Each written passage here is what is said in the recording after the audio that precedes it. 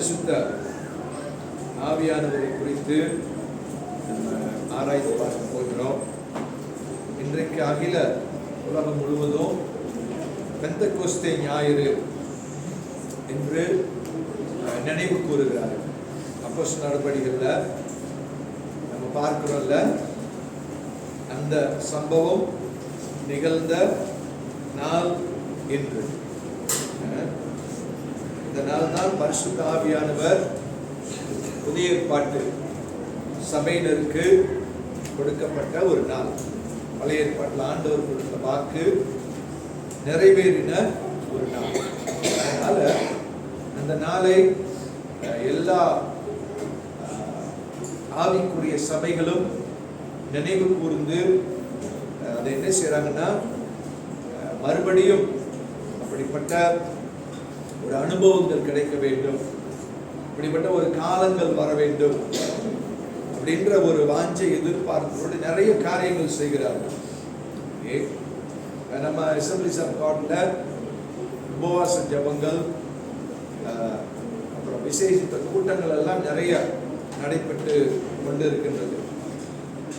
நாம் இந்த நாளில் அதை நினைவு கூற போகிறோம். அப்போஸ்தலர் நடபடிகள் 2வது அதிகாரம் வசனம் 1 - 4 வரைக்கும் நம்ம வாசிப்போம்.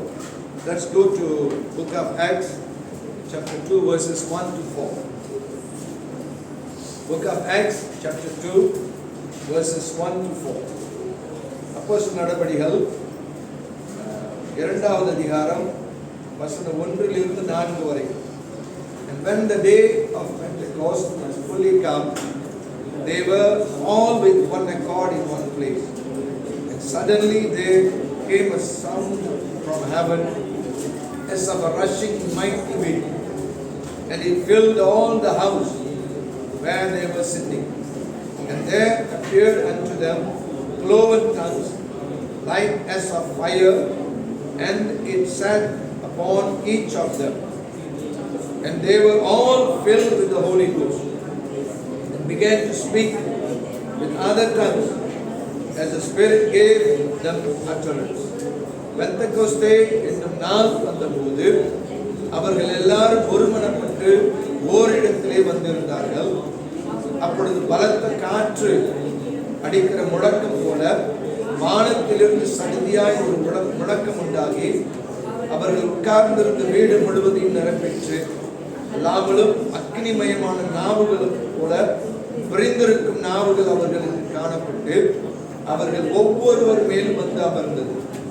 அவர்கள் எல்லாரும் பரிசுத்த ஆவியினாலே நிரப்பப்பட்டு ஆவியானவர் தங்களுக்கு தந்தருளின வரத்தின்படியே வெவ்வேறு பாஷைகளில் பேச தொடங்கினார்கள்.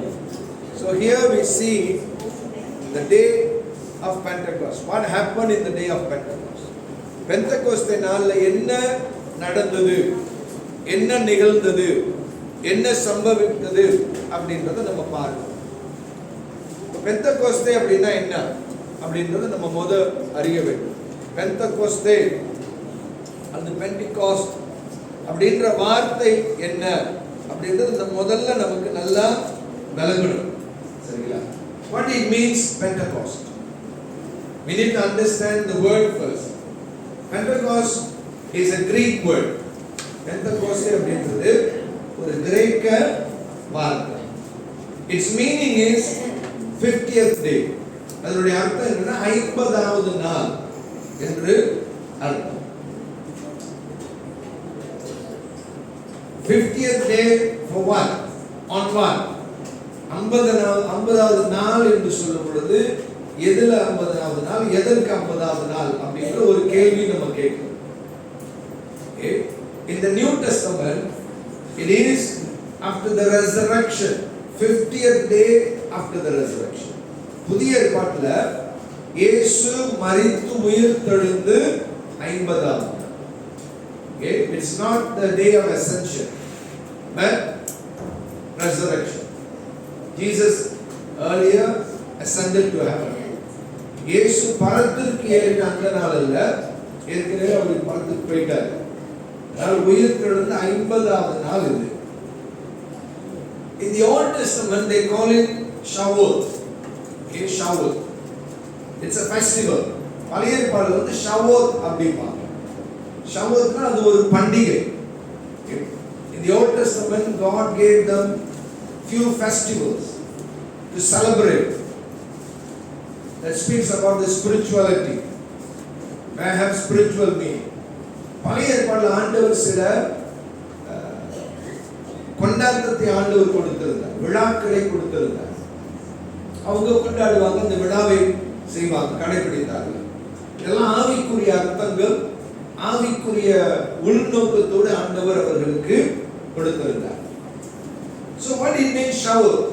Shavuot is ordained celebration of first fruits during the festival of weeks. The Shavuot அப்படின்றது என்னன்னா, ஆண்டவரால் கட்டளையிடப்பட்டு கொண்டாட சொன்ன ஒரு பண்டிகை. முதல் கனி அல்லது முதல் பலன் என்கிற ஒரு கொண்டாட்டம். இது கூடார வார பண்டிகை என்கிற அந்த காலங்கள்ல நடக்கும். They count weeks, so they call it festival of weeks. வாரங்களை கணக்கு வைத்து அவர்கள் கொண்டாடுவார்கள். ஒரு நாள் கொண்டாட்டம் இல்ல, வாரம் முழுவதும் கொண்டாடுவார்கள். அதனால அத வார பண்டிகை என்று அழைத்தார்கள். They celebrate the whole week. That's why it was called festival of weeks. The whole week they will celebrate. It was commanded to and through Moses. மோசேயின் வாயிலாக ஆண்டவர் இத கட்டளை கொடுத்தார். Just write it down for your notification. உங்களுடைய அடுத்த படிப்புக்காக அதை எழுதி வச்சுக்கொள்ளுங்க. Exodus 34 verses 22 to 43. யாத்ராகமம் 34 22 இருந்து 43 வரை. Exodus 34 verses 22 to 43. Go home and read some long portion of scripture. 34 22 to 43. யாத்ராகமம் 34 22 இருந்து 43 வரை. 22 43. So that's what it means. Pentecost. Pentecost அப்படினா இதான் பழைய ஏற்பாடுல உள்ள அர்த்தம், இதான் புதிய ஏற்பாடுல உள்ள அர்த்தம். Two meanings of Pentecost in Hebrew and in Greek, and what it means in the Old Testament and what it means in the New Testament.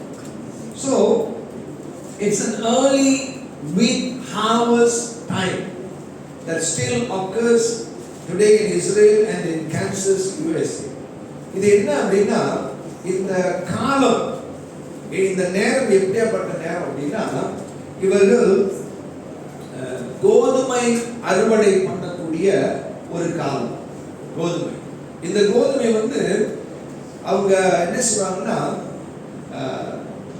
குளிர்காலத்தில் விதைத்து குளிர்காலத்தில் அறுக்கக்கூடிய ஒரு கோதுமை. This is the time where they harvest the wheat. So this wheat is a special wheat. We call it winter wheat. There is another wheat called spring wheat. Okay, two kinds of wheats. So this week of festival, or harvest festival, it speaks about the harvest of the wheat. இந்த பண்டிகையாகப்பட்டது எதோடு சம்பந்தப்படுத்தப்பட்டு இணைக்கப்பட்டு இருக்கிறது என்றால், கோதுமை அறுவடையோடு இணைக்கப்பட்டது. இந்த கோதுமையில பார்க்கிற ரெண்டு விதமான கோதுமை பயிர் செய்வார்கள். ஒன்று குளிர்கால கோதுமை, இன்னொன்று துளிர்கால கோதுமை. இரண்டு விதமான கோதுமை. So this winter wheat takes 240 days for harvest. இந்த குளிர்காலத்துல விதைக்கிற கோதுமையாகப்பட்டது 240 நாள் ஆகும் அது வந்து அறுவடை. Okay, then how many months?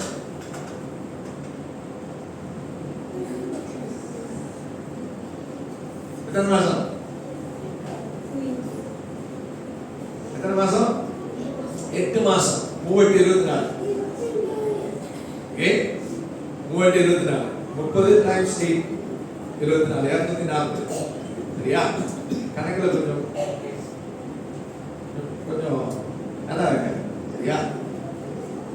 The spring wheat takes 120 days. 4 months. Okay? 4 மாசம். இந்த குளிர் காலத்துல விதைக்கிற கோதுமை வந்து 4 மாசம் 120 நாள். நான் 3 12. சரியா? நான் 3 ஆமா சார். 4 டைம்ஸ் 30 120. அதான் நான் 3 சொல்றேன். சரியா?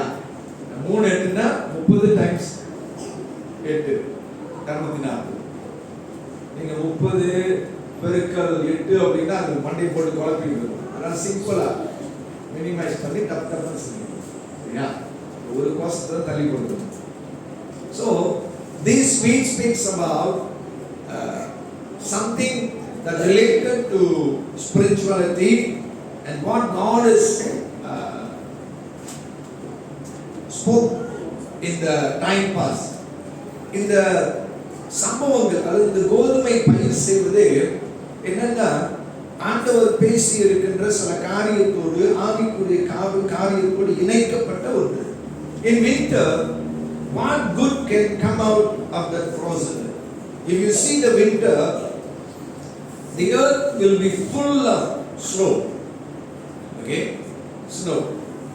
நீங்க இந்த குளிர் காலத்துல பார்த்தீங்கன்னா you can see my Facebook and my WhatsApp picture. That's the winter season. Okay, wherever you see it's a snow.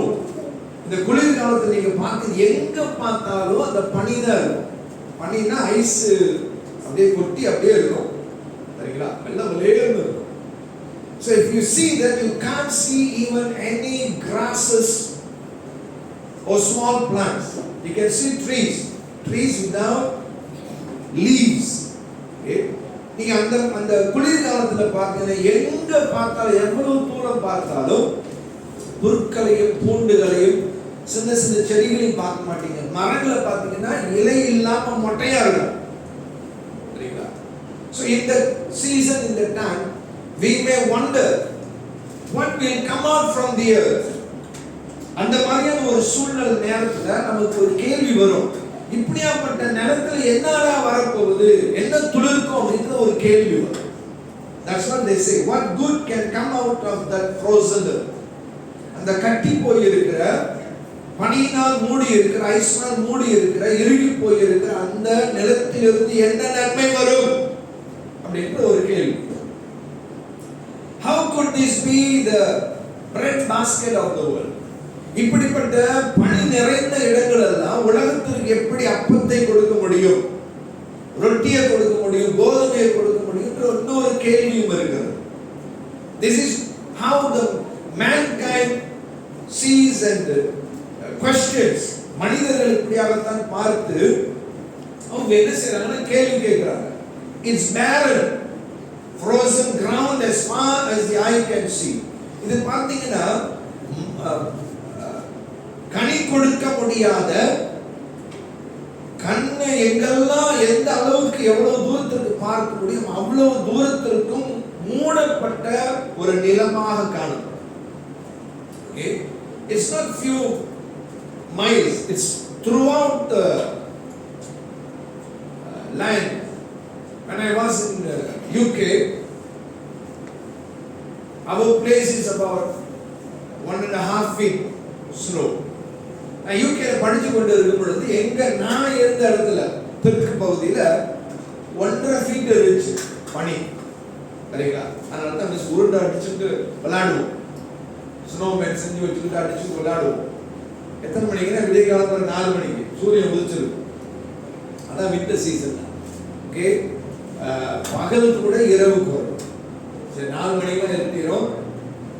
சாயந்தரம் 4 இருட்டு இருந்துச்சுன்னா 12 1 வெளிச்சம் ராத்திரி. ஸோ அப்படி விளையாண்டுட்டு one of my friend classmate, she is from Scotland. I asked about her hometown. என் கூட படிச்ச ஒரு பெண் வந்து ஸ்காட்லாண்ட்ல இருந்து வந்தவங்க. ஸோ அவங்கள்ட்ட கேட்ட உங்களுடைய இடம்லாம் எப்படி இருக்கு? இந்திய பிளேஸ் 5 feet snow. அவங்க இடத்துல வந்து 5 அடி. அப்படின்னா என் வயதுக்கு வந்து இவ்வளவு பனி கொட்டி கிடைக்கும். அப்ப பாருங்க, அதுல இருந்து நம்ம என்ன நினைப்போம் அப்படின்னா, என்னதான் வளர போகுது, கீரை கிடைக்குமா, முளைக்கீரை கிடைக்குமா, இது கிடைக்குமா, அது கிடைக்குமான்னு தான் நம்ம யோசிப்போம். இதான் மனிதனுடைய எண்ணங்கள், புரிந்துணர்வு, அறிவு, நோக்கம். But God, the Creator, has something else. நம்முடைய சிருஷ்டிகர்த்தர் பாருங்க, அது ஒரு வினோதமானதை வைத்திருக்கிறார். ஓகே, அவருடைய திட்டங்கள் மனிதனால் ஆராய்ந்து அறிந்திட முடியாத ஒன்று.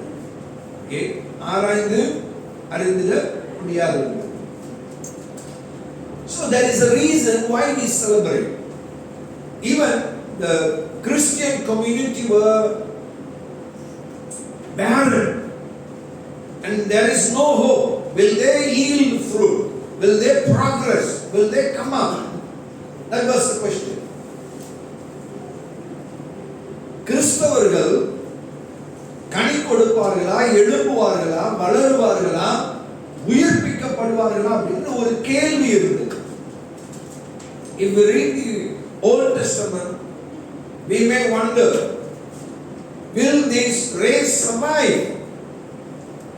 Will this race fulfill the will of God?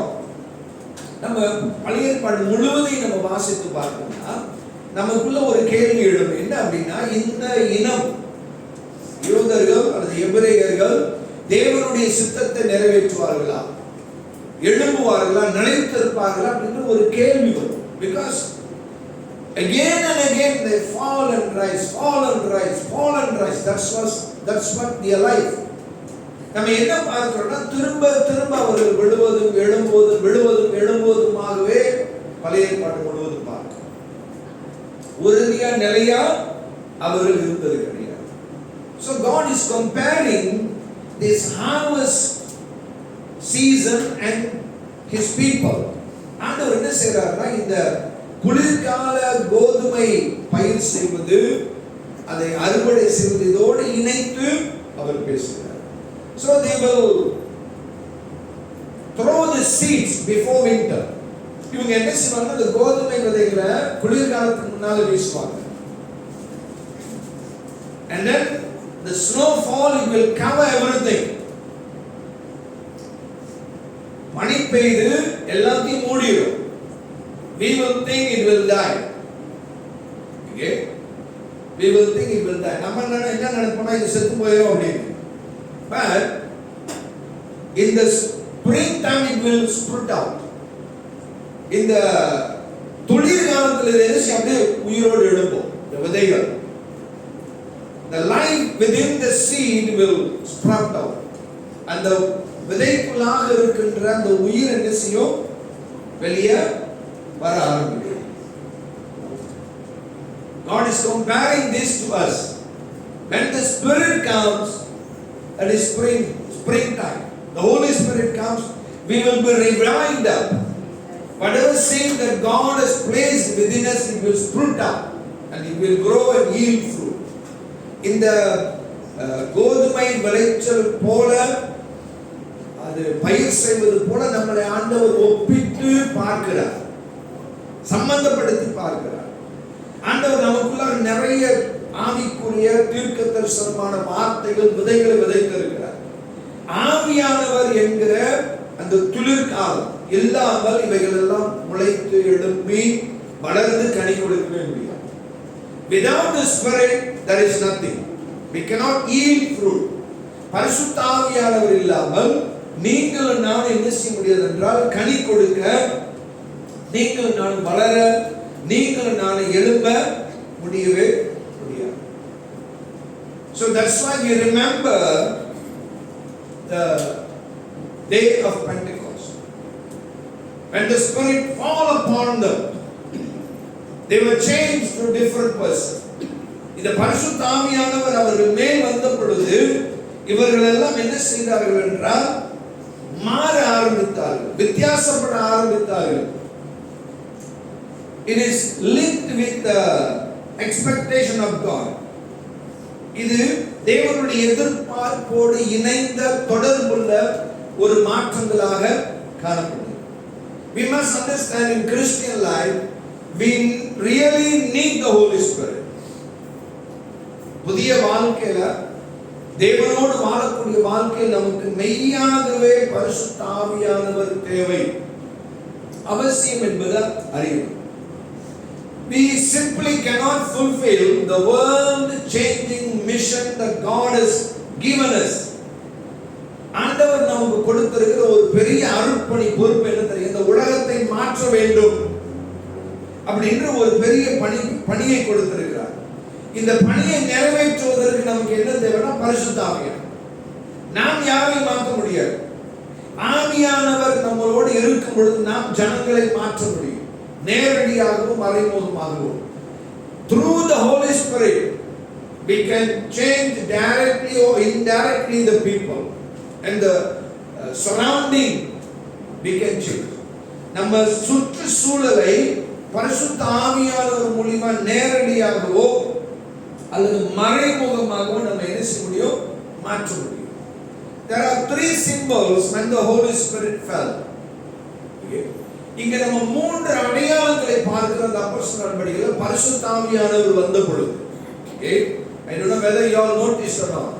அங்க நீங்க கவனம் எடுத்தீங்களா பார்த்தீங்களான்னு தெரியல. We read about wind. அங்க என்ன சொல்ற? காற்று என்கிறது பார்க்கிறோம். காற்று. The second is fire. இரண்டாவது வந்து நெருப்பு அப்படின்றது பார்க்கிறோம். Third is languages. மூன்றாவது வந்து மொழிகள் அல்லது பாஷைகளை பார்க்கிறோம். These are symbols. Okay? இதெல்லாம் ஒரு அடையாளங்கள் ஆண்டவர் அடையாளப்படுத்துகிறார். The rushing mighty wind, the first thing. The rushing mighty wind is a symbol of spiritual power. இந்த பலத்த காற்று போல பார்க்கிறோம். Okay, பலத்த காற்று போல. இது வந்து எதை குறிக்கிறது, எதை பேசுகிறது என்றால் ஆவிக்குரிய வல்லமையை குறித்து பேசுகிறது. ஆவிக்குரிய வல்லமை. ஆவிக்குரிய பலன், ஆவிக்குரிய வல்லமையை குறித்து அது பேசுகிறது. We need the spiritual power. Okay, symbolized by the wind, the power that only He can give us. இந்த காற்றை, பலத்த காற்று என்று நம்ம பார்க்கிறோம்ல, அதை பிரதிபலிக்கக்கூடிய அந்த ஆவிக்குரிய வல்லமை நமக்கு தேவை. அவர்தான் நமக்கு கொடுக்கக்கூடியவர், வேற யாரும் இல்ல.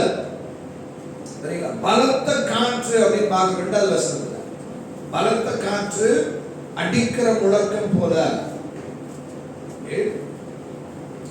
Came a sound from heaven as of a rushing mighty wind. சரிங்களா? முதிரை காற்று அப்படி சத்தம் கேட்கும். சரியா? அந்த மாதிரியான ஒரு சத்தத்துல வந்தார். It speaks about the power of the Holy Spirit. பரிசுத்த ஆவியானவருடைய பலத்தை, அந்த வல்லமையை பேசுகிறது. We need that. That's why God asked them to go and tarry in the upper room. அதனால ஆண்டவர் என்ன சொன்னார்? நீங்க எல்லாரும் போயிட்டு காத்துருங்க. He never asked them go to your own house, individually wait. ஆண்டவர் அங்க சொல்லல அவன் வீட்டுக்கு போயிட்டு அவன் வீட்டுல காத்துருங்க அப்படின்னு சொல்லு. God's principle and God's ways are different. ஆண்டவருடைய வழி, ஆண்டவருடைய முறைகள், திட்டங்கள் வேறு. If we want to work with God, it's not lone ranger. It's not alone. நம்ம ஆண்டவரோடு இணைந்து செயல்படணும்னா நம்ம ஒண்டியா செயல்பட முடியாது, தனித்து செயல்பட முடியாது. It is a group. Okay, it is a crowd. ஒரு கூட்டம் அல்லது ஒரு குழுவாக இருக்க வேண்டும். That's what he taught them. 120 in the upper room. 120 பேர் ஒரு மேலறை is bigger than our church. That group is bigger than our church. இந்த 120 பேர் நம்ம சபையோட பெரிய ஒரு கூட்டம். சரிங்களா? Not 1 or 2 days. ஒரு நாள் 2 நாள் இல்ல. Okay? More than that. ஒரு நாள் 2 நாள் இல்ல, நீண்ட நாட்கள் அவர்கள் தரித்திருந்தார். நீண்ட நாட்கள் தரித்திருந்தார். It's not easy to be in one place, a crowd to be in one place. ஒரு கூட்டமா நம்ம ஒரு இடத்துல ஒரு நீண்ட நாளுக்கு இருக்க முடியாது. That's why every church they will have camps for 3 days. After that I tell you cannot. எல்லா சர்ச்சிலும் கேம்ப் வைப்பாங்க பாருங்க, 3 நாள் தான், அதுக்கு மேல முடியாது. அங்க தாங்க வெடிச்சிரும், சரிங்களா? எரிமலை வெடிச்சிரும். அதனால 3 நாள். இதான் reality. This is the reality. Okay? We know. ஏன் நமக்கு தெரியும். We cannot go alone. ஏன் நமக்கு தெரியும் நம்மளால என்ன செய்ய முடியாது, இசைந்து ஒத்து செயல்பட முடியாது என்று தெரியும். See, God is breaking every blockages, every unwanted thing when they tarry the apostle. அந்த மேலறையில் அவர்கள் காத்திருந்த பொழுது தடைகள், இடைஞ்சல்கள், முட்டுக்கட்டைகள், எதிர்மறையான எல்லாவற்றையும் ஆண்டவர் உடைத்து அவர்களை சீர்படுத்தி. See, God is a maker, He is a potter. ஆண்டவர் உருவாக்குகிறவர், ஒரு குயவன். So he will mold us and make us. If you are a lone ranger, God cannot mold and make you. நீங்க ஒண்டி கட்டி அப்படியே நானே ராஜா நானே மந்திரி ஒண்டியாவே ஓடிக்கிட்டு இருந்தீங்கன்னா உங்களை உருவாக்கவே முடியாது. We need to be in a group. We need to be in a crowd. We need to be in a family. Then only God can make us. ஒரு குடும்பத்திலேயோ ஒரு கூட்டத்திலேயோ ஒரு குழுவுல இருந்தால் தான் ஆண்டவர் நம்மளை என்ன செய்ய முடியும், உருவாக்க முடியும். Why He wanted to make us? He wanted to use us. ஏன் அவர் நம்மளை உருவாக்க விரும்புகிறார் என்றால் நம்மளை பயன்படுத்த விரும்புகிறார். That's the main purpose. அதுதான் முக்கியமான தலையாய நோக்கம். God doesn't want us to be in the showcase. Okay? ஏன் நம்மளை ஆண்டவருடைய இந்த ஷோகேஸ்ல வச்சு அப்படி அழகு பார்க்கிறதுக்காக நம்மளை கூப்பிடல. He wants us on the streets, on the forefront. முன்னிலையில இருக்கணும், தெருவுகள்ல இருக்கணும், இங்கும் அங்கு போகணும் என்று எதிர்பார்க்கிறார்.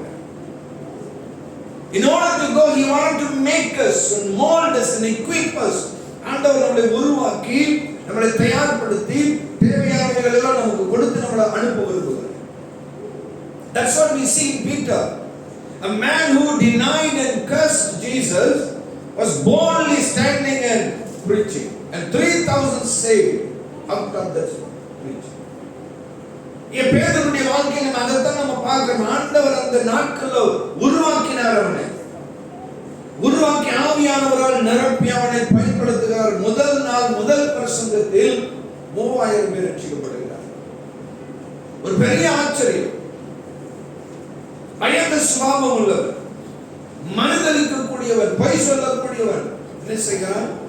3000 பேரை ஆதாயப்படுத்த. எப்படி? ஆண்டவருடைய உருவாக்கினால் ஆவியானவரை கொடுக்க முடியும். God need to make us and mold us, then He will pour into us the Holy Spirit. That's what we read in the scriptures. இந்த வசனங்கள் நம்ம அதான் நம்ம பார்க்கிறோம். Okay?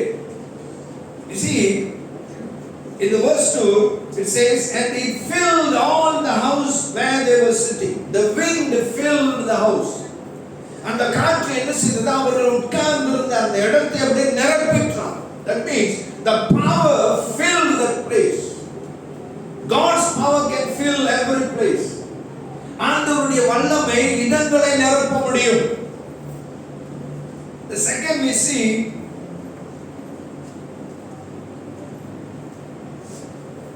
in verse 4, they were all filled with the Holy Ghost. அவர்கள் எல்லாரும் பரிசுத்த ஆவியினால் நிரப்பப்பட்டு என்று நாம் பார்க்கிறோம். God never left anyone without filling. நிரப்பாமல் யாரையும் விடல, எல்லோரையும் ஆண்டவர் நிரப்பினார். Those who waited on the upper room, He filled them all. யார் யார் இந்த மேலறையில் காத்திருந்தார்கள் அவர்கள் எல்லோரையும் ஆண்டவர் நிரப்பினார். That means all needed the infilling of the Holy Spirit. என்ன அர்த்தம் என்றால் எல்லோருக்கும் பரிசுத்த ஆவியானவருடைய நிறைவு தேவை, அவசியம். Okay? We need to understand that. Every believer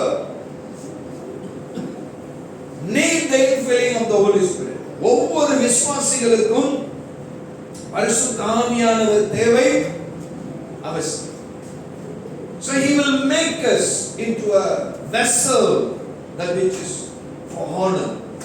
ஒரு கனமான பாத்திரமாக நம்மை ஆண்டவர் உருவாக்கி இந்த ஆவியானவரை ஊற்றுகிறார். He will pour within the vessel. We are the vessel. Paul says we are the earthen vessel. Pavul சொல்கிறார் நாம் மண் பாண்டங்கள் என்று சொல்கிறார், மண் பாத்திரங்கள் என்று சொல்கிறார் கொரிந்தியர். நமக்குள்ளாக தான் ஆவியானவரை ஆண்டவர் ஊற்ற விரும்புகிறார். God wants to pour His Spirit. He wants His Holy Spirit to be with us, reside with us. ஆவியானவர் நம்மோடு இருக்க வேண்டும், நமக்குள் குடிகொண்டு இருக்க வேண்டும் என்று விரும்புகிறார். That's why Paul says in Corinthians, our body is a temple of the Holy Spirit, the house of the Holy Spirit. 1 கொரிந்தியர்ல Pavul அதான் சொல்கிறார், நம்முடைய சரீரம் பரிசுத்த ஆவியானவருடைய வீடு அல்லது ஆலயம் என்று. Sometimes we do not know how God has molded and made us. இன்னைக்கு நம்ம அநேக வேளைகளை தேவன் நம்மளை எப்படியாக உருவாக்கி அமைத்து வைத்திருக்கிறார் என்பதை அறியாது இருக்கிறோம். Why? We are not spending much time here. We are not close to the Holy Spirit. நீங்கள் நானும் இந்த வேத வார்த்தைகளோடு இடம் கொடுக்கல அப்படின்னா, ஆவியானவரோடு இணைந்து இருக்கலன்னா, நாம் நம்முடைய அடையாளத்தை கண்டு கொள்ளவே முடியாது. In order to know your identity, who you are, you need to go back to the scriptures. It's not selective. All the scriptures. நம்முடைய அடையாளம் தெரியணும் என்றால் நீங்க என்ன இந்த வேத பகுதிக்கு போகணும். இந்த புத்தகம் தான் அப்படி இல்லை, எல்லாம் from Genesis to Revelation God can speak to us about our identity. ஆதியாகமத்திலிருந்து வெளிப்பாடு வரைக்கும் தேவன் நம்மோடு நம்முடைய அடையாளத்தை அவர் பேச முடியும். நாம் யார்?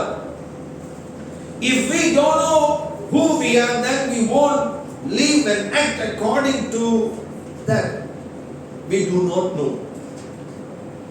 நாம் அறிந்திராத காரியத்தை வாழ முடியாது, செயல்முறைக்கு அபியாசப்படுத்த முடியாது. We cannot live. We live according to what we know. நாம் அறிந்ததை தான் வாழ்ந்து கொண்டு இருக்கிறோம், அறியாதவைகள் அல்ல. That's why we need to know. Personally, you need to go back to scripture. நம்ம ஒவ்வொருத்தரும் தனிப்பட்ட ரீதியில் நீங்க வசனத்துக்கு போனால்தான் உங்களுடைய அடையாளம் தெரியும். The world give you another identity. We are not born of the world. We not belong to the world. The world never owns us. இந்த உலகம் வந்து நமக்கு ஒரு அடையாளத்தை கொடுக்கும். நம்ம உலகத்திற்குரியவர்கள் அல்ல, உலகத்தினால் உண்டாக்கப்பட்டவர்கள் அல்ல, உலகத்திற்கு நம் மேல் உரிமை அல்ல. அதை நம்ம அறிந்து கொள்ள வேண்டும். If the world does not have the ownership of us, then it cannot give us an identity. இந்த உலகத்திற்கு நம் மேல உரிமை இல்லை என்றால் இந்த உலகம் நமக்கு ஒரு அடையாளத்தை கொடுக்க முடியாது. See, we can give an identity to our children, not our neighbors. நம்ம பிள்ளைகளுக்கு நம்ம தான் ஒரு அடையாளத்தை கொடுப்போம், பக்கத்து வீட்டுக்காரங்க. Because he never gave birth to our children. அவன் நம்ம பிள்ளையை பெக்கல, நம்ம பெற்றதுனால நம்ம தான் நம்ம பிள்ளைகளுக்கு ஒரு அடையாளம் கொடுக்க வேண்டும். Similar in God's kingdom. அதே மாதிரி தான் ஆண்டவருடைய உலகத்திலும். We are not of the world. That's what in John, Apostle John says. யோவான் அவருடைய நிருபத்தில் என்ன சொல்றாரு? நம்ம உலகத்தார் அல்ல. Even Jesus says, as I am not of the world, they are not of the world. நான் எப்படி இந்த உலகத்திற்கு உரியவனாக இல்லையோ அதே போல் இவர்கள் உலகத்திற்கு உரியவர்கள் அல்ல அப்படின்னு யோவான் சொல்றார். So don't accept and receive the identity that the world gives. இந்த உலகம் கொடுக்கிற ஒரு அடையாளத்தை நீங்க என்ன செய்யாதீங்க, ஏற்றுக்கொள்ளாதீங்க, பெற்றுக்கொள்ளாதீங்க. Go spend time in word. போங்க, வார்த்தைக்கு போங்க. நேரத்தை செலவழிங்க. நீங்க யார் என்பதை அடையாளம் பண்ணுங்கள். If you know, you will have the ability to overcome so many obstacles, temptation and everything that going to stumble you. நீங்க யார் என்பதை அறிந்தாதான் நீங்க என்ன செய்ய முடியும்னா எழுத முடியும். சோதனைகளுக்கு, பரீட்சைகளுக்கு, தடுமாற்றங்களுக்கு, சரிங்களா, உங்களை வஞ்சிக்கிறவர்களுக்கெல்லாம் நீங்க எழும்ப முடியும். இல்லைன்னா எழும்பவே முடியாது. நம்ம அதில் உழுந்து பறந்துட்டு வந்துடும். See, we know that we are humans. That's why we do everything like human being. ஏன் நம்ம எல்லாரும் மனுஷர்கள் என்பதை அறிந்ததுனால மனுஷீக ரீதியில் எல்லாவற்றையும் செய்கிறோம். We won't follow the animal kingdom. ஏன் நம்ம மிருக ராஜ்யத்தை பின்பற்றல. You see, the animal, you put the food in the floor, it will eat. ஏன் மிருகங்கள் பாருங்க, நீங்க தரையில சோட போடுங்க தின்னுட்டு போயிடும். Will we eat? In times, master, சில சமயத்துல மாஸ்டர் அப்படின்னா என்ன அர்த்தம்? mental breakdown people won't be do. நட்டு லூஸ் ஆன வந்தா என்ன செய்வான்? தரையில போட சாப்பிட்டு போவான். கீழாக்கார. சரியா? So there are vast different. அப்போ மிருக உலகத்திற்கும் மனுஷ உலகத்திற்கும் நிறைய மாற்றம் இருக்குது. வித்தியாசங்கள் இருக்கு. Why we know that we are human being? ஏன் நம்ம மனுஷர் அப்படின்றதுனால நம்ம என்ன செய்றோம்? அந்த மாற்றங்கள் இருக்குது. We won't eat flesh like that straight away. Or meat straight away like that. Uncooked meat we won't eat. ஏன் நீங்கள் நான் என்ன செய்வோம் தெரியுங்களா? சமைக்காதது சாப்பிட மாட்டோம். Okay? Why? The animals are eating, they are okay, no problem. Healthy. முருகெல்லாம் சாப்பிடுறது நல்லா தான் இருக்குது. சீக்கே இல்லை. Because we are human. We know that we are human. Even though the Japanese eat sushi, this and that, we won't. ஜப்பான்கார பாருங்க, sushi நம்ம என்ன வச்சிருக்கிறோம்? மீனை வச்சிருக்கிறோம், ஊடான வச்சிருக்கிறோம், எல்லாத்தையும் பச்சை பச்சையா வச்சு சாப்பிடுதுங்க. Okay? I don't know how many of you tasted that. எத்தனை பேர் நீங்க சாப்பிட்டு பார்த்தீங்க? I tasted few. Because my kids like that. என் பிள்ளைங்களுக்கு ரொம்ப ஆசை. அதனால சரி ஒன்று ரெண்டு சாப்பிட்டு பார்ப்பேன். சத்தம் அப்படியே அப்படி கொமட்டுற மாதிரி இருக்கும். என்னது காசாச்சு அப்படி முடியுது. சரியா? காசு எப்படி போட்டுருக்கு? மல்ல கட்டி சாப்பிடுறேன். I ate prawn, fresh prawn. ஏன் ஊனா சமைக்காத ஊனா வச்சிருந்தாங்க. சாப்பிட்டு பார்த்தேன். ஐயோல போய் சாப்பிடுங்க. Family Mart ல சாப்பிடுங்க. People are crazy for that. You go to Family Mart, they are crazy for that. Why? Their culture is like that. We won't. அவங்களுடைய கலாச்சாரம், அந்த சுற்றுச்சூழல் அதுனால அவங்க சாப்பிடுவாங்க. நம்ப முடியாது. Okay.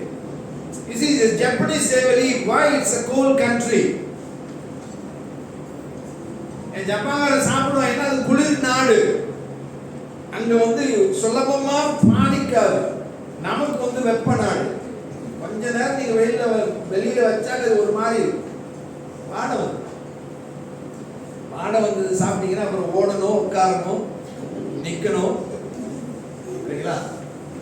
உங்களுக்கு விளங்கும். இல்ல அந்நிய பாசையில ரகசியத்தை சொல்றேன். ஓடணும், உட்காரணும், நிக்கணும். Okay, you need to run, sit and stand when you eat unclean foods. Okay, the second thing is we really need a new direction. ரெண்டாவது நமக்கு ஒரு புதிய ஒரு வழிகாட்டல், ஒரு திசை நமக்கு தேவை. புதிய திசை. Okay, because we were in a wrong direction earlier. நம்ம எல்லாரும் ஒரு தவறான ஒரு பாதையில நம்ம இருந்தோம். சரிங்களா? தவறான பாதை. That's why Jesus says, I am the way. அந்த இயேசு என்ன சொல்றார்? நான் தான் வழி அப்படின்றார். He never said I also a way. இயேசு சொல்றார் நானும் ஒரு வழி அப்படின்னு சொல்லல. அவர் சொன்ன நான் வழி, நானே வழி, நான் தான் வழி அப்படின்ற, வேற வழி இல்லை. That means he is telling your ways are not right. Abandon that way, forsake that way, follow me. இயேசு என்ன சொல்கிறார் என்றால், அந்த வழிகளை விட்டுருங்க, புறக்கணித்து என் வழியை பின்பற்றுங்கள் அப்படின்னு. So we need a new direction. நமக்கு ஒரு புதிய பாதை அல்லது ஒரு திசை நமக்கு தேவை. That's what the Holy Spirit will do. In John 16:8. யோவான் 16:8 பார்க்கிறோம். John 16:8.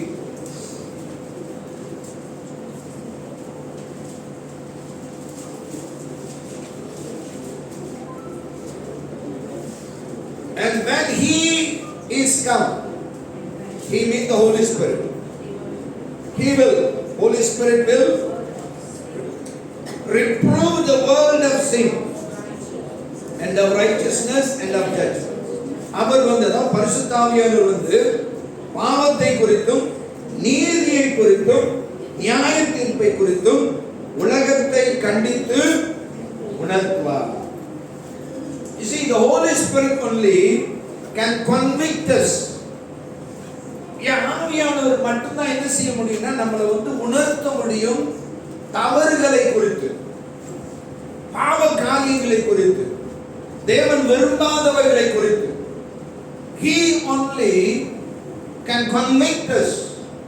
That means he will make us to know that it's sin, it's wrong, and it's disliked by God.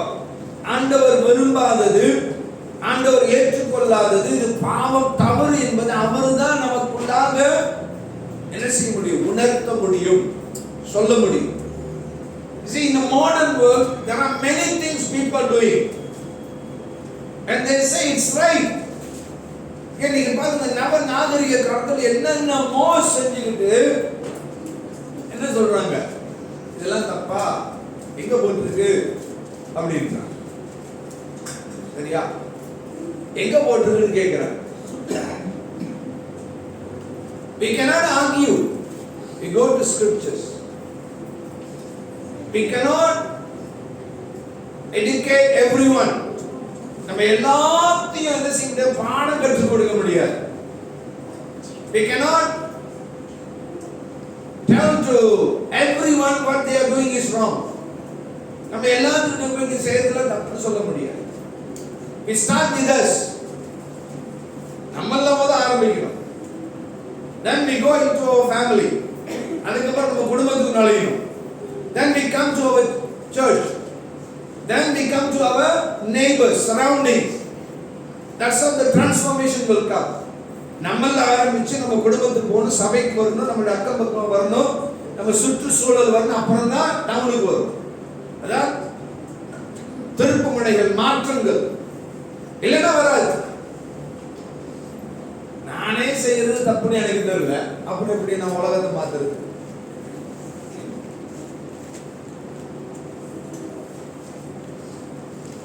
ஏற்றி சொல்றாரு ஒரு உபதேசம், முதல்ல எனக்கு தெரியணும் நான் செய்யறது தப்புன்னு.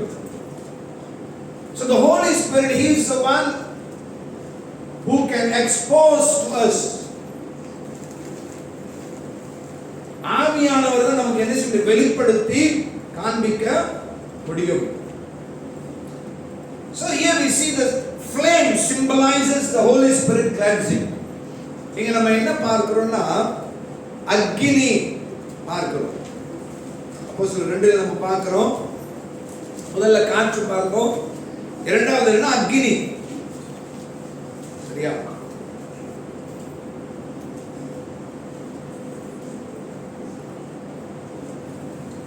Verse 3. And there appeared unto them cloven tongues like a fire, and it sat upon each of them. அல்லாமலும் அக்கினிமயமான நாவுகளை போல பிரிந்திருக்கும் நாவுகள் அவர்களுக்கு காணப்பட்டு அவர்கள் ஒவ்வொரு மேலும் வந்து அமர்ந்தது. It's all symbolically. God showed them symbolically. அடையாளமாக ஆண்டவர் அவங்களுக்கு காண்பிக்கிறார். Okay? You see, the fire is for cleansing. Okay? See, we must understand our identity. ஏன் நம்மளுடைய அடையாளத்தை நீங்க அறிஞ்சாதான் இந்த சுத்திகரிப்பு உங்களால் அறிய முடியும். Okay?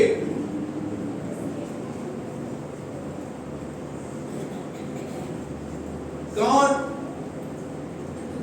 compares us with the gold and precious things. ஆண்டவர் விலையேறப்பட்டவைகளாலும் தங்கத்தினாலும் நம்மளை ஒப்பிட்டு பேசுகிறார். Not wood, not paper, not plastics. நம்மளை பேப்பரு, மரம், பிளாஸ்டிக்கோட ஒப்பிட்டு பேசுகிறார். This all will be consumed by fire and it will be disposed. It won't be there. இந்த மூளை நெருப்புல போட்டோம் அப்படின்னா என்ன செய்யாது? திருப்பி வராது, போயிடும். But the stones, it will become more costly. கல்லு தெரியுங்களா? அது விலையேறப்பட்ட கல்லா மாறும். தங்கம் இன்னும் பசும் பொன்னாக மாறும், சுத்த தங்கமாக மாறும். Okay? They have a pure gold, they have to put the gold into fire for 7 times. சுத்த தங்கம் 7 தடவை அவங்க என்ன செய்வாங்க? நெருப்புக்குள்ள விட்டு எடுக்கணும். அதான் பசும்பொன். அந்த பசும்பொன் இப்படி வச்சு அமுக்க முடியாது. இதெல்லாம் பசும்பொன் இல்லை, ஆனா அமுக்க முடியாது பாருங்க. அமுக்குனாலும் அப்படியே இருக்கும். பசும்பொன் அப்படியே நசிக்கிறோம். இதுல எல்லாம் என்ன இருக்கு? அழுக்கு இருக்கு. அதனால தான் அப்படியே இருக்கு. ஆனா இதுதான் நமக்கு விலையேறப்பட்டதுன்னு நினைக்கிறோம். இது அழுக்குள்ள நகை, தங்கம். All our jewelries are with dirt inside it. It's not pure gold. It's not 100%. If it is 100%, it's very soft. 100 மடங்கு அது சுத்தமா இருந்துச்சுன்னா அது நமக்கு நசுங்கி போயிடும். பெருசா இருந்தாலும் நசுங்கி போயிடும்.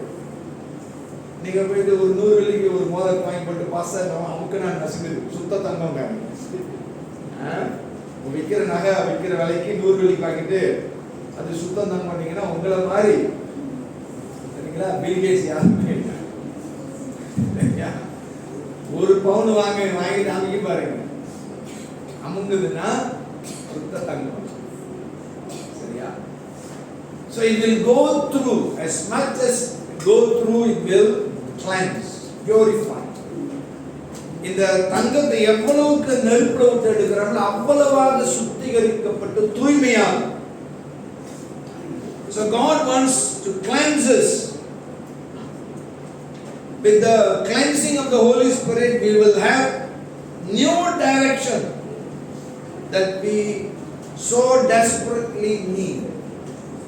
பரிசுத்த ஆவியானவருடைய இந்த சுத்திகரிப்பினால் நாம் எதிர்பார்க்கின்ற அந்த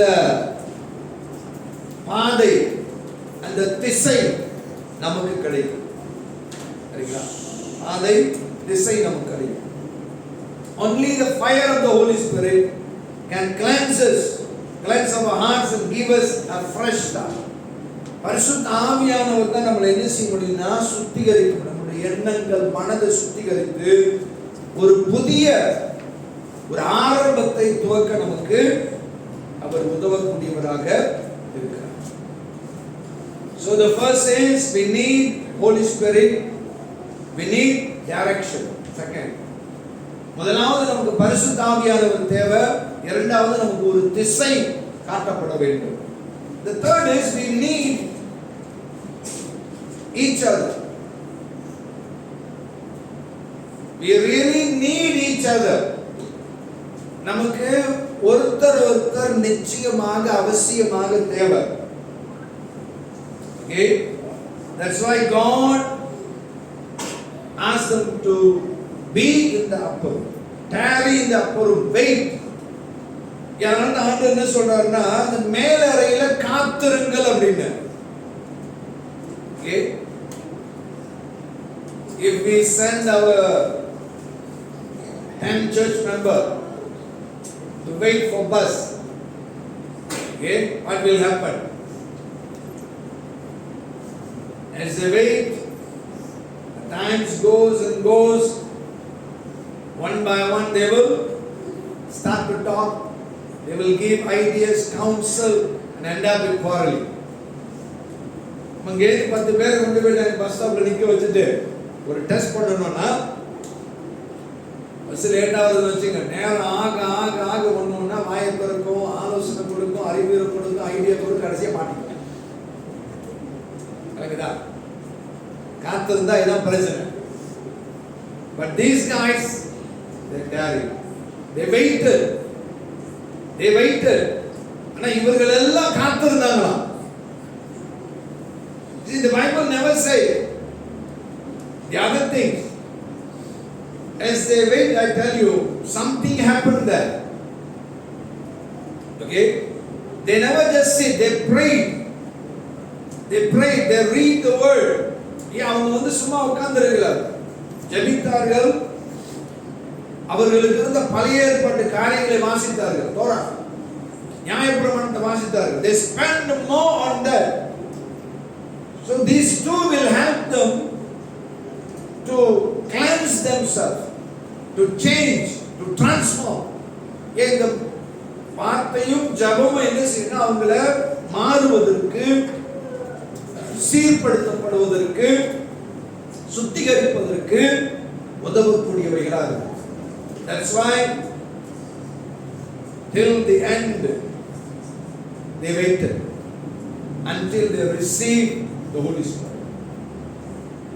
There is no less. They were 120 exactly. ஒருத்தன் கூட குறையில 120 பேர் கரெக்டா இருந்தாங்க. சரிங்களா? அந்த நாள் மட்டும் எல்லோரும் ஆவியானவரால் நிரப்பப்பட்டார்கள். So we need each other. You see, there is something about joining forces that moves spiritual mountains.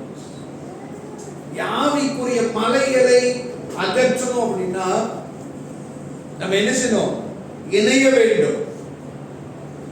You don't just quote the scripture and tell. சும்மா ஒரு வசனத்தை எடுத்து கோட் பண்ணி சொல்லாதீங்க. There is scripture which says you talk to the mountain, okay, go fell in this ocean, it will fall. ஆண்டவர் சொல்றாருல, அந்த மலையை பார்த்து பெயர்ந்து சமுத்திரத்துல விழுந்தா விழுந்துரும். சரியா? அதெல்லாம் கோட் பண்ணாரு, அதுக்கு சம்பந்தமே இல்லை. அல்லங்கடா, நீங்க மலையை அகற்றுனா இணையணும். In that portion he says, if you have a little faith, அந்த போர்ஷன்ல என்ன சொல்றாருன்னா, நீங்க கொஞ்சம் விசுவாசம் இருந்தாலே போதும் அப்படிங்கிறார். ஓகே, கொஞ்சம் விசுவாசம். You need to read the whole context to understand. That speaks about something that which is in your life, a simple thing you look as though a mountain. Okay, ஆண்டவர் என்ன சொல்றாருன்னா, உன்னுடைய வாழ்க்கையில் உள்ள சின்ன அற்பமான காரியத்தை என்ன செய்ய பெருசா பார்க்கற, அதுக்கு தான் அது. ஆனால் ஆவிக்குரிய மலைகள் என்று வரும் பொழுது நமக்கு எல்லாரும் தேவை. Okay, the third symbol was languages. மூன்றாவது ஒரு அடையாளம் என்னன்னா மொழிகள். Okay, மொழி. Language is meant to bind people together for a common purpose. ஒரு பொதுவான நோக்கத்திற்கு ஜனங்களை இணைந்து கொண்டு வருவதற்கு மொழிகள் பயன்படுத்தப்படுகிறது. You You see, we have our national language. நம்ம நாட்டுல பாருங்க அரசாங்க மொழின்னு இருக்கு, தேசிய மொழி. என்னது? மலாய். இதை எல்லா இனங்களும் பேசினாதான் ஒரு பொதுவான நோக்கத்திற்கு ஒன்று சேர்ந்து அந்த நோக்கத்தை செயல்படுத்த முடியும். நாடை முன்னுக்கு கொண்டு வரணும், ஒரு சமாதானமான நாடு வரணும் அப்படின்னா எல்லாரும் அந்த மொழி தெரிந்தாதான் இணைந்து வர முடியும். மொழியே தெரியலன்னா இதுல ஒண்ணும் முடியாது. விளங்குதா? ஒரு நாட்டினுடைய முன்னேற்றத்திற்கு மொழியும் அவசியம். மொழியினால் தான் நம்ம இணைய முடியும். Okay? It's not race or religion. மதமும் இனமும் அல்ல. These two will break us. The மதமும் இனமும் நம்மளை உடைச்சிடும். Even you see in India we are broken. Why? They bring the race and they bring the language. நம்ம இந்தியர்கள் என்ன செஞ்சாங்க? நம்மளை உடைச்சிட்டாங்க. ஏன் அப்படின்னா இனத்தையும் மதத்தையும் மொழியும் கொண்டு வந்துட்டாங்க. அவன் சொல்ல நான் தெலுங்கம்மா, இவன் சொல்ல நான் மலையாளிம்மா. அப்புறம் அவன் சொல்லுவான் நான் உண்டேம்மா. இப்படியே தான் என்ன செஞ்சு நான் பிரிச்சு வச்சுட்டாங்க. நான் வெள்ளலூர், நான் திருநெல்வேலி, நான் சேலம். ஒவ்வொரு ஊருக்கு ஒவ்வொரு ஜாதியை போட்டு என்ன செஞ்சு நம்மளை பிரிச்சு வச்சுட்டாங்க. அப்புறம் எங்க முன்னேறுறது? நம்மளும் எங்கேயாவது ஐக்கியமா நல்லா இருந்திருக்காங்களா, வாழ்ந்துருக்காங்களான்னு பாருங்க. ரொம்ப குறைவு. ஏன் தெரியுங்களா? நம்மளை பிரிச்சு வச்சுட்டாங்க. அந்த மொழியில ஒன்றா வந்தோம் அப்படின்னா நம்மளால பெரிய காரியத்தை செய்ய முடியும். So God brings us together with one language, the tongue. ஆண்டவர் நம்ம எல்லாரும் ஒண்ணா இணைக்கிறார். எது? பரிசுத்த ஆவியானவர் கொடுக்கிற அந்நிய பாஷை.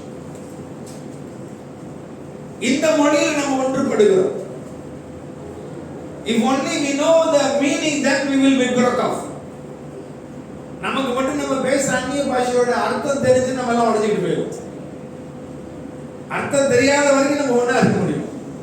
அதனால தான் அது கொடுத்துருக்கு. Okay? Literally God is breaking the curse and he gave us the tongue, the language. ஆண்டவர் என்ன செய்றார் என்றால் அந்த சாபத்தை முறிக்கிறார். Okay? சாபத்தை முறிக்கிறார். You see, one language, they were one in the Genesis.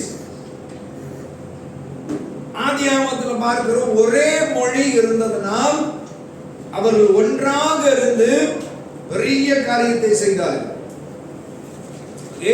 Babel எடுப்போம். நம்ம பாபேலுக்கு போவோம்.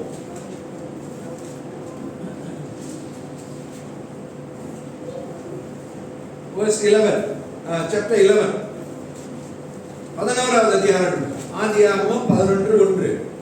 And the whole earth was of one language and of one speech. பூமி எங்கும் ஒரே பாஷையும் ஒரே விதமான பேச்சும் இருந்தது. You see, one language, all over the earth, one language, one speech. ஒரே பாஷை ஒரே பேச்சு தான் இருந்துச்சா? சரிங்களா? வேற வேற மாதிரி பேச்சு இல்ல. Okay? It's not different speech. It means the accent. Okay? You go to US, he speak one kind of English. You go to UK, he will speak another English. You go to Australia, he will speak another English. It's not like that. It's one in everywhere. அதாவது தெரியுங்களா? நீங்க இங்க Malay பேசுறீங்கன்னா ஒரு மாதிரி இருக்கும். கன்னடா பண்ணி நாம B B B பிமா, அங்க கலாந்தான் அவன் நோ நோ நோமா, அந்த மாதிரி இல்ல மலாய். எல்லாம் ஒரே மலாய். அதான் இங்க சொல்றாரு. ஒரே பேச்சுன்னு சொல்லும் பொழுது எங்க போனாலும் மூல முடுக்கு போனாலும் ஒரே தான். நீங்க தமிழ்நாடு போங்களேன், குந்து அப்படிமா, சரிங்களா? ஒரு ஊருக்கு போனா அமருங்கள் அப்படிமா, ரெண்டும் ஒண்ணுதான். இன்னொரு ஊருக்கு போனா உட்காருங்கள் அப்படிமா, மூணு ஒண்ணுதான். சரிங்களா? அப்ப இது என்ன வேற மாதிரி பேச்சு? குந்தா, நமக்கு குண்டா அப்படின்னு விடுவோம். அவன் குந்துனா நமக்கு குண்டான விழுவோம், சிலவங்களுக்கு குத்தாக விழுவோம். இதான் இப்போ உள்ளது. ஆனா அப்ப எப்படி இருந்துச்சா, ஒரே மொழி ஒரே பேச்சு. There is no differences in language or speech. All are saved. So they can build the Tower of Babel. அதனால அவங்களால என்ன முடிஞ்சதுன்னா அந்த பாபேல் கோபுரத்தை கட்ட முடிந்தது. Even God was feared. ஆண்டவருக்கு அது பயமா இருந்துச்சு, என்னடா அவனுக்கு பரலோகத்துக்கு வந்துருவாங்க போல. Then you see how powerful the unity, the language power. அந்த மொழியினுடைய வல்லமையை பாருங்க, ஐக்கியத்தினுடைய வல்லமையை பாருங்க. மொழி ஐக்கியத்தை கொண்டு வந்துடும். That's why as much as we speak in tongue, we can maintain the unity and oneness in the church. சபையில நீங்க எவ்வளவுக்கு உங்களுடைய வாழ்க்கையில அந்நிய பாஷை பேசுறீங்களோ, உங்களால சமாதானம், ஐக்கியம், அந்யோன்யம், ஒருமனம், ஒற்றுமை, ஏக சிந்தைய பாதுகாத்துக்கொள்ளும். Speak in tongue. Take time. ஐயா, உங்க வீட்டுல நீங்க எவ்வளவுக்கு பேசுறீங்களோ உங்களுக்கு இந்த சமாதானம், ஒருமனம், ஐக்கியம் அப்படின்றது பிரச்சனை இல்லாத ஒண்ணு. பேசாதவங்களுக்கு எப்படி பாஸ்டர் அவங்க கூட அவங்க இந்த மாதிரி எப்படி அப்படின்னு. Okay. You see, if you rise in the spirit, when you speak in spirit, in the tongue, you are spirit man rising. He won't exaggerate the natural, the worldly things. நீ அந்நிய பாஷையில பேச பேச பேச உங்களுடைய உள்ளான மனுஷன் எழும்புகிறான், கட்டப்படுகிறான். அந்த ஆவியின் மனிதன் தெரியல, மாம்சீக உலக பிரகார காரியங்களை கண்ணோக்காமல் ஆவியின் பகுதியை பார்த்து செயல்படுவான். Even though it is there, you won't bother about that. அவங்களுக்குள்ள அந்த குணம், அந்த தன்மை இருந்தால் அதை நீங்க பொருட்படுத்த மாட்டீங்க. ஏன்னா நீங்க ஆவிக்குரியவர்கள், ஆவியில் எழுப்பி பலனா இருக்கும்போது அதை பார்க்க மாட்டோம்.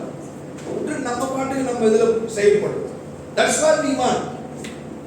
Because all of us have something that others dislike. ஏன் நம்ம எல்லாருக்கிட்டையும் ஏதோ ஒன்று இருக்குது, ஏன் மற்றவங்களுக்கு பிடிக்காது. என்ன கலருடா இதை போட்டுட்டு வந்துருக்குற அப்படின்னு. சரிங்களா? But you like, but they don't like. ஏன் நீங்க ஒரு கலர் போட்டு வருவீங்க, சொல்லுவாங்க என்னடா கலர் அப்படிப்பா. ஏன் உனக்கு பிடிச்சிருக்கு, அவங்களுக்கு பிடிக்கல, என்ன பண்ற? அவங்களுக்கு பிடிச்சதை நம்ம போட்டு வர முடியும். So we cannot focus on that. ஐயா நம்ம அதெல்லாம் முடியாது. You see, it's all here. You go here, it will teach you what color you have to choose. ஏன் இதுல போங்க, உங்களுக்கு என்ன கலர் மேட்ச் ஆகும்னு கத்து கொடுக்கும். உங்க உடம்பு எப்படி இருக்கோ அந்த மாதிரி என்ன சட்டை போட்டா நல்லா இருக்கும் அதை காமிச்சு கொடுக்கும். You dress that, there's a perfect dress. ஏன் உங்க உடம்புக்கு ஏத்த மாதிரி அது சொல்லும், இந்த உடம்புக்கு இப்படிப்பட்ட உடம்பு சட்டையை உடுத்து சிவாரை போட்டு நல்ல அழகா இருக்கு பார்க்க. அது ஏன் பாபா போகணும் அப்படின்னு நம்ம சொல்லுவோம். ஏன் போய் செக் பண்ணி பாருங்க. ஏன் நம்ம வாழ்றது ஒரு வித்தியாசமான உலகம், ஒன்னும் அறியாம இருக்காதீங்க. இங்க நீங்க போனீங்கன்னா எல்லாம் கத்துக் கொடுக்கும், அது தவறு இல்லை. நீங்க நல்லா உடுத்திட்டு வர்றீங்க, அதான் முக்கியம். அப்ப நம்ம எல்லாரையும் பிரியப்படுத்த முடியாது. ஆனால் ஆவியில எழும்பும் பொழுது நம்ம என்ன செய்ய முடியும்னா நம்ம ஒரு மனத்தை காத்துக்கொள்ளும். So in Babel, God changed the languages. இந்த பாபேல் காரியத்தில் ஆண்டவர் மொழிகளை மாற்றினார். Then what happened? They were break out. One whole group became many groups. ஒரே கும்பல் பல கும்பலா மாறிடுச்சு. So this is a curse.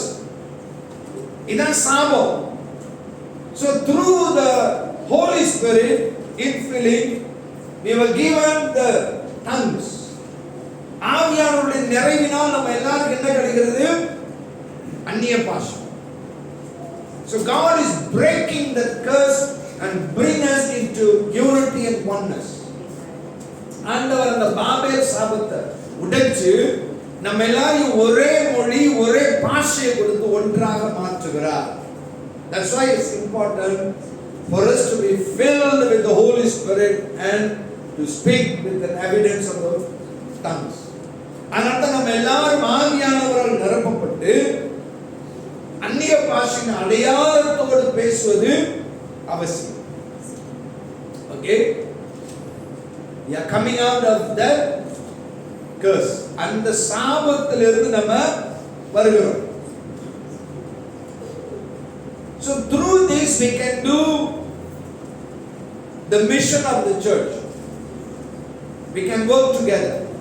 சபையினுடைய பணியை நம்ம செய்ய முடியும், நம்ம ஒன்றாக செயல்பட முடியும். So God has given us the Holy Spirit. ஆண்டவர் நம்ம எல்லாருக்கும் ஆவியானவரை கொடுத்திருக்கிறார். We need him. நமக்கு ஆவியானவர் தேவை, பரிசுத்த ஆவியானவர். We need a new direction. The Holy Spirit will direct us into the new direction. And we really need each other.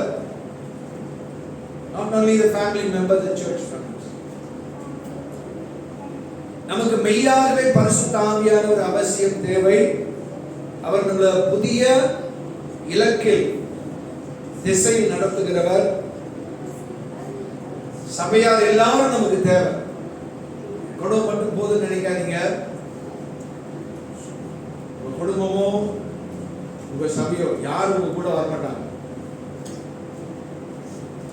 எவ்வளவு அன்பா இருந்தாலும் யாரும் உங்க கூட வரமாட்டாங்க.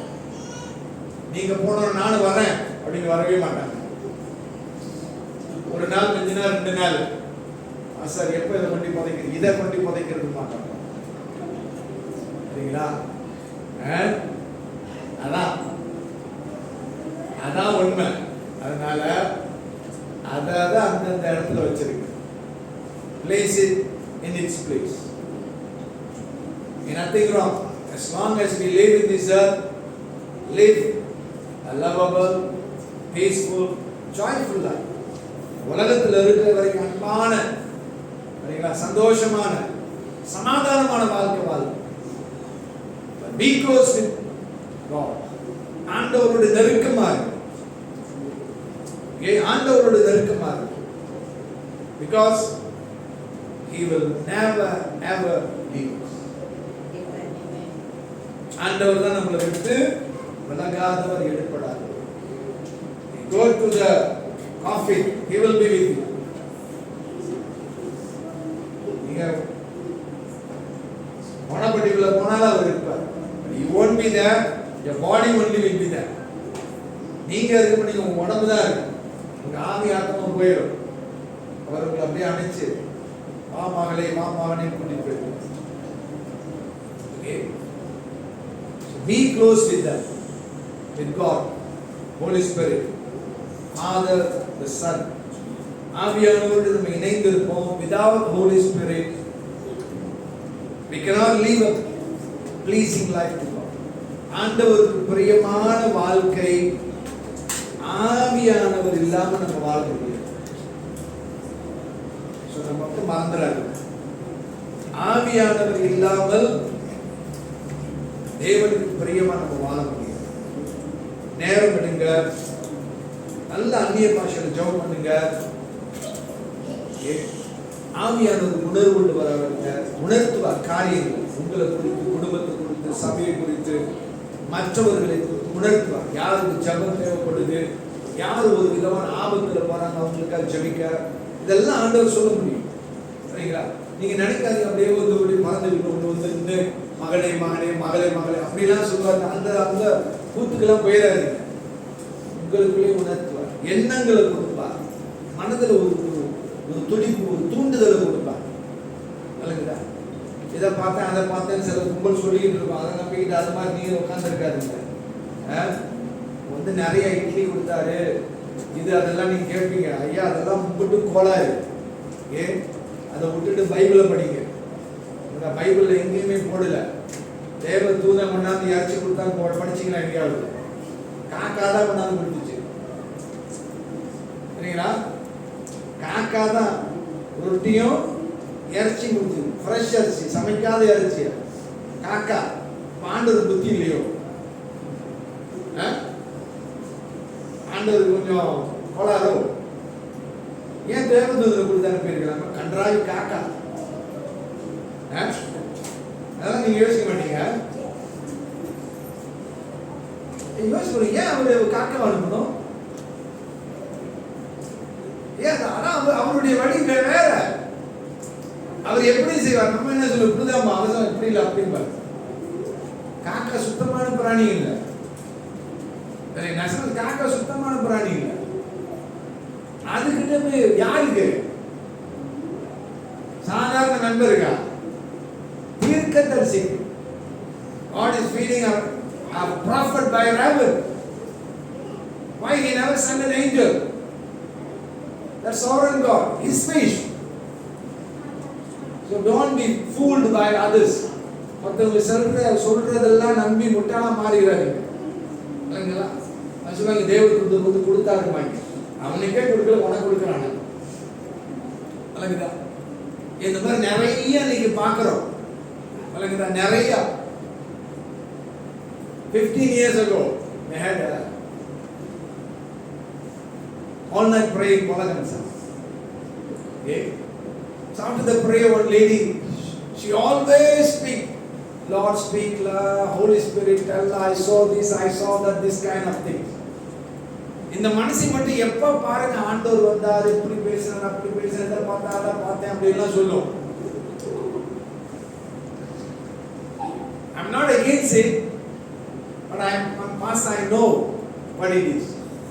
நான் இதுக்கெல்லாம் எதிர்ப்பாளி அல்ல. ஆனா நான் ஒரு பாஸ்டர், எனக்கு தெரியுது என்ன அப்படி. So after that prayer, she came to me, Pastor, when I was praying in the spirit, I saw light blinking, blinking like this so many times. Can you tell me the meaning? இந்த மனுஷி எல்லாம் முடிஞ்சிட்டு வந்தோடனே, pastor நான் பயங்கர அன்னை ஜோப் பண்ணிட்டே இருக்கும் பொழுது அந்த வெளிச்சம் சக்தி மினுக்கு மினுக்கு மினுக்கு மினுக்கு மினுக்கு அப்படியே மூஞ்சில் அடிச்சு. பாஸ்டர் என்ன பாஸ்டர் அர்த்தம் என்று கேட்கிறேன். I saw there was a child holding torchlight. நான் பார்க்குற சர்ச்சில் ஒரு பிள்ளை டார்ச் லைட்ல உட்கார்ந்துருக்கு. அது டார்ச் லைட்ல விட்டு அடிச்சிருக்கு மூஞ்சில. இது கண்டபடி 9வது வாரத்தில் இருக்கிறதுனால ஆண்டவர் வெளிச்சம் அடிச்சாரு. நீங்க நிறைய கிறிஸ்தவ காலா இருக்குதா தெரியுமாங்க? நான் நம்ப மாட்டேன் தெரியுங்களா? இப்படிதான் ஏதாவது ஒண்ணு காதுல வந்து பேசிட்டு ட்ரம்பட் சத்தம் கேட்டேன் சரிங்களா, பறந்து வந்தாரு.